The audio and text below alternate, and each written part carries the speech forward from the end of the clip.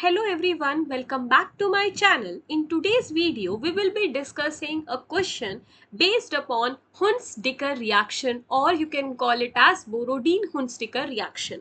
So यहाँ पर आपके पास क्वेश्चन है. सबसे पहले वीडियो को पॉज करो, अपना आंसर मार्क करो and then you can just check your answer with the explanation of mine. Okay, so let's start the explanation part.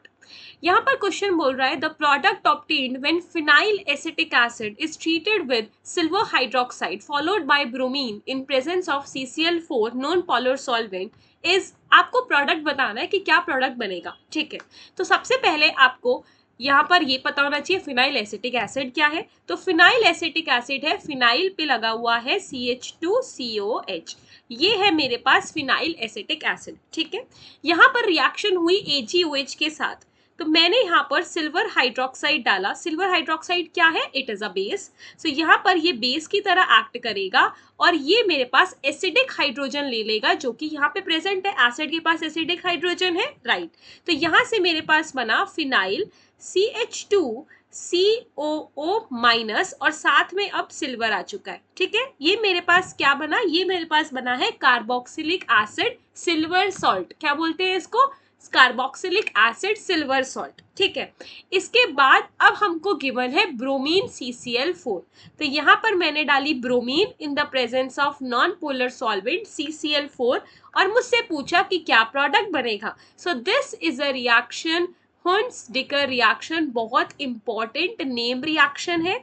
यहाँ पर आपको इसका मैकेनिज्म पता होना चाहिए, इसके रिएजेंट्स पता होने चाहिए. कि आपको रिएजेंट क्या गिवन होंगे? Silver hydroxide and this bromine CCl4. ये गिवन होगा आपको एसिड के साथ, कोई भी एसिड. तो यहाँ पर कोई भी डेरिवेटिव लो, ये रिएजेंट्स लो, रिएक्शन क्या होगी? हुंट्स-डाइकर रिएक्शन या फिर Borodin हुंट्स-डाइकर reaction.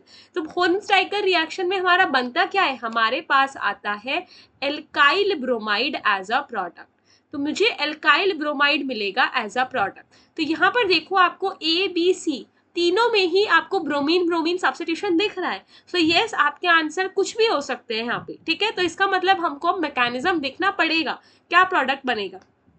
So the mechanism over here इस फ्री रेडिकल मैकेनिज्म. हुंट्स-डिकर रिएक्शन जब होती है तो फ्री रेडिकल मैकेनिज्म फॉलो होता है. तो यहाँ पर मेरे पास फ्री रेडिकल मैकेनिज्म फॉलो होगा.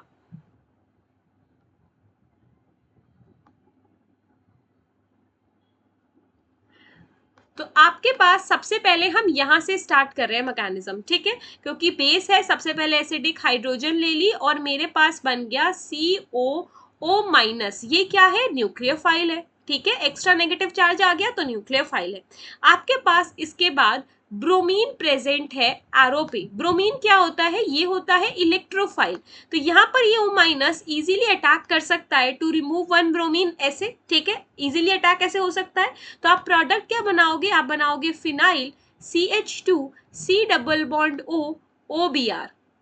ठीक है, इतना आया. अब देखो यहाँ पे नेक्स्ट स्टेप क्या होगा? नेक्स्ट स्टेप होगा homolytic cleavage of this bond. क्यों? क्योंकि समझने की कोशिश करना कि ये जो ऑक्सीजन है इसके पास लोन पेयर्स है, राइट. इसके पास 2 लोन पेयर्स है, यस. देन ब्रोमीन है, ब्रोमीन के पास 3 लोन पेयर्स है. तो यहाँ पर सिंस लोन पेयर इतने ज्यादा हैं तो यहाँ पे लोन पेयर रिपल्शन होगा और इस लोन पेयर रिपल्शन की वजह से ये बॉन्ड क्या हो जाएगा? वीक हो जाएगा. तो यहाँ पे हो रही है होमोलिटिक क्लीवेज. ये दोनों इलेक्ट्रॉन्स, ये जो 2 इलेक्ट्रॉन्स है इस बॉन्ड में, एक ऑक्सीजन लेगा और एक ब्रोमीन लेगा ताकि फ्री रेडिकल बन जाए. ठीक है, तो यहाँ से मेरे पास आया phenyl CH2C double bond O and यहाँ पर O रेडिकल और साथ में आपके पास Br रेडिकल है. तभी हमने बोला ये फ्री रेडिकल मैकेनिज्म से जा रहा है. ठीक है, इसके बाद देखो नेक्स्ट स्टेप क्या होगा. नेक्स्ट स्टेप में आपको यहाँ पे दिख रहा है COO रेडिकल बन रहा है. तो यहाँ पे आपकी CO2 गैस बन सकती है. CO2 गैस बनेगी कैसे?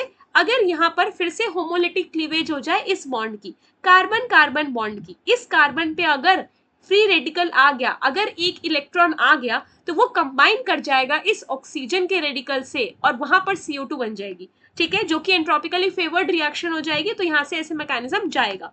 तो यहाँ पर आप कह सकते हो फिनाइल CH2, अब इसके पास एक रेडिकल आ चुका है, plus C double bond O और यहाँ पर था एक O रेडिकल और अब इसके पास भी एक रेडिकल आ चुका है, तो क्या होगा, यहाँ पर ये दोनों कंबाइन करेंगे टू मेक CO2 गैस, तो यहाँ पर CO2 गैस इवॉल्व हुई, ठीक है, और ये बन गया मेरे पास phenyl CH2 radical, alkyl radical बन चुका है।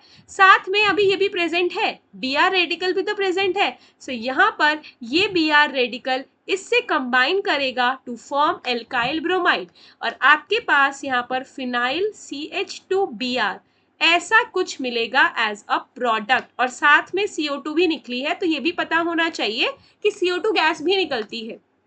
तो यहां से हमारे पास आंसर आ चुका है, that is your C part, C part is the correct answer.